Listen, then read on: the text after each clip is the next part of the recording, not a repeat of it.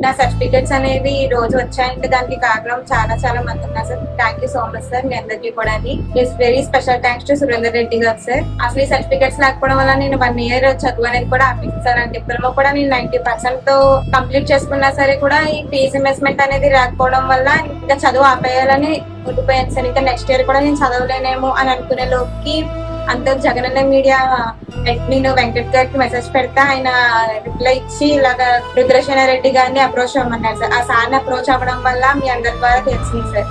Very very big thanks to Rudrasena sir garu sir. ఇది ఒకటే కాదు, వైసీపీ నుంచి మాకు చాలా హెల్ప్ అనేది చాలా పొందాం సార్. అసలు ఈ రోజు ఇలా మేము ఉన్నామని కారణం కూడా దానికి కూడా వైసీపీ జగన్ సార్. జగన్ లేకుంటే మేము ఇలా ఉండేవాళ్ళమే కాదు సార్. అసలు డాడీకి సివియర్ కరోనా వచ్చింది సార్. అలాంటిది గవర్నమెంట్ హాస్పిటల్ కి ఒక 108 సార్ జస్ట్ ఇలా సురక్ష వాళ్ళకి కాల్ చేసిన వెంటనే వాళ్ళు వచ్చి ఇంటికి తీసుకెళ్లే వరకు కూడా సార్ మా డాడీని ఒక చాలా అంటే చాలా మంచిగా చూసుకున్నారు సార్. రికవర్ అయ్యి మా ఇంటికి మళ్ళీ వచ్చాక కూడా అందరికీ కూడా టెస్టులు చేయించి అందరికీ కూడా డాడీ రికవర్ అయ్యేంత వరకు కూడా చేస్తున్నాను సార్. అలాంటి జగన్ వచ్చాక ఈ 5 years లో మాకు ఇల్లు వచ్చింది సార్. సొంత ఇంటి కళ అనేది నెరవేరింది సార్. మాకు ఇంకా చాలా ఎన్నో పొందాం సార్. జగన్ నుంచి డాక్టర్ నుండి మాకు సహా ప్రతిదీ పొందాం సార్. మా లైఫ్ లాంగ్ వరకు చివరి వరకు కూడా నేను జగనానికి రుణపడి ఉంటాను సార్. ఊపుకున్నంత వరకు అసలు ఊపిరిన్నంత వరకు కూడా జగన్మోహన్ రెడ్డి గారితోనే ఉంటాను సార్. వైసీపీ జెండాని మోస్తాం, వైసీపీ కండువానే కడతాను సార్. జై జగన్, జవహర్ వైఎస్ సార్.